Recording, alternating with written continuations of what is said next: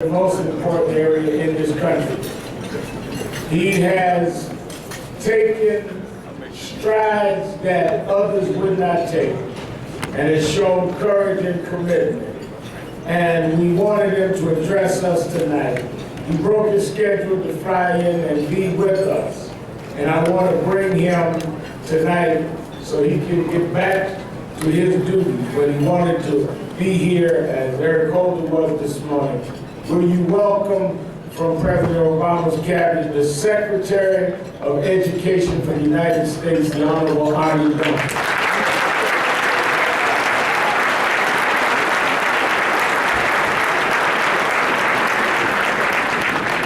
Good evening. I'm thrilled to be here. I've been very grateful for you to eat dinner. Reverend Arne, thank you so much for your leadership. Please give him a round of applause.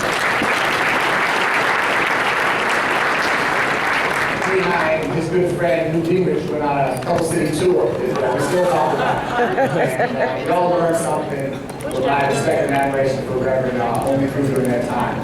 But I just want to start with a quick story. I was in Wilmington, Delaware earlier today. Took a train up. It was at a high school, Mount Pleasant High School, and met a young man there, a senior named Lemire Freeman. And Lemire is very similar to so many students, young people here in New York, in my hometown, Chicago, and across the country. Lemire started off, didn't know his dad, was living with his mom. Mom was struggling, went to live with his aunt. His life stabilized for a while. When he was about 9 years old, his aunt died. And from that point on, he bounced house to house, school to school. He says he cannot remember how many different schools he went to, somewhere between 10 and 15. Was angry all the time, was homeless, was often hungry, felt no one cared about him, acted out because of that anger, get in trouble, and finally ended up at this high school, 12 to 13 to 14 stop. And there was something very different about the principal and the teachers and the counselors at that high school. And they worked with him, they calmed him down, they supported him, they challenged him to be successful academically, and he's planning to go to college this fall. He's on track with his grades, with his test scores, going to college. That story, again, I think exemplifies so many young men and young people across this country who aren't born with a silver spoon in their mouth, who may not have all the support and help we'd like them to have at home, but they're able to go on to do great things because they have great teachers and great principals and great schools in their life. What we have to figure out is how we take those kinds of opportunities to scale and make them the norm and not the exception. I want to report some good news, but I also want to challenge the status quo as well. Sort of step back and look at where we are as a nation. Some trends are absolutely going in the right direction. High school graduation rates are at all-time highs, up to 80%. African American high school graduation rates are up. Latino high school graduation rates are up. Dropout rates have been cut in half, and we know when young people drop out today, they're basically condemned to poverty and social failure. College going rates are up. So some things are going the right way, and we should celebrate that and continue to encourage it. But as you probably heard earlier from my good friend, Attorney General Eric Holder, we went out and through our civil rights data collection process, surveyed every school and every school district in the nation to get a real picture of what was going on out there. And while we are doing some things well, everybody here should be impatient with the status quo. Not to overwhelm you with facts and data, but let me just give you 3 of them. First of all, if you look across the country at schools, the young African Americans attend high schools. Barely half go to high schools where they have the full contingent of math and science classes they need to be successful in college.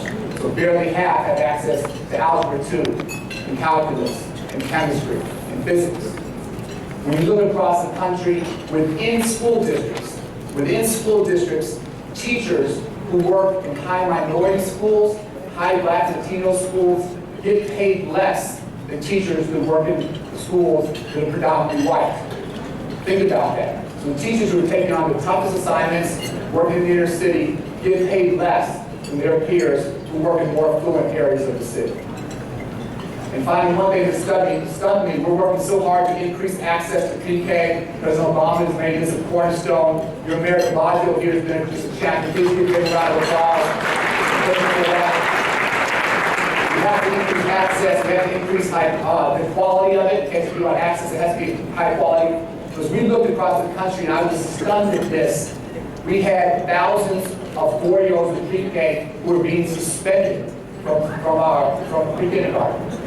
And African American students make up 18% of students enrolled in pre-K, but they made up 42% of those who are being suspended and expelled. And think about the message that we're sending to our 3- and 4-year-olds when we kick them out of school. It was absolutely stunning. And so many of us here are worried about the school-to-prison pipeline. You have to challenge that every single day. But I did not realize that school-to-prison pipeline started when you're 4 years old. And it's easy to blame racism for that, and racism may be a factor in that. But I was trying to be very honest, in many of these schools, these are young black children being taught by black teachers and black administrators. So racism is a part of it, but it goes deeper to that in terms of what are our real expectations for all of our children of color. And so when you have not just schools, but school systems in states where our young boys of color are being systemically suspended and expelled, when our high school students don't have access to classes that truly prepare them for college, when our teachers who are doing the most important work in the most disadvantaged communities are paid less than their peers in wealthy communities, we have a challenge, we have a status quo that is unacceptable. Where we have those kinds of policies, those kinds of practices, I'm convinced they are socially divisive, they are educationally unsound, they are morally bankrupt, they are economically self-destructive. And so I challenge this audience, that I'm convinced education is the civil rights issue of our generation. And if you can ride in the front of the bus, but you cannot read, and you cannot get a job, you are not truly free. And it's important that we stand up for justice. And Reverend schooled my children at an early age. When I marched with him, no justice, no peace. No justice, no peace. I went home and had to try and explain to my 5-year-old what that meant. It was a fascinating conversation that night. But we need that same marching, we need that same outrage, we need that same demand. Where we don't have access to AP classes, we should have no peace. When we don't have access to great teachers and great principals, we should have no peace. When we don't have access to high-quality early learning opportunities, we should have no peace. And we need this community to step up and challenge all of us at the local level, at the state level, and the federal level to give every single child a chance to be successful. The only way we will strengthen families, the only way we will strengthen communities, the only way we will have a strong nation is if every child has access to a world-class education. And all the pressures are to maintain the status quo. Everyone will tell you to slow down, the change is too hard, and what we're doing is okay. Stepping back, our children are competing in a global economy. We rank the United States relative to other nations somewhere between 25th and 30th in access to pre-K. It is unacceptable.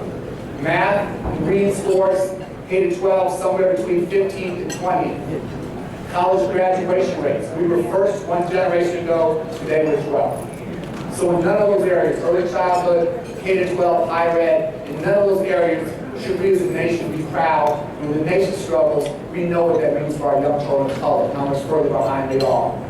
So I'd like to ask all of you to step up, to challenge all of us to do something different for children.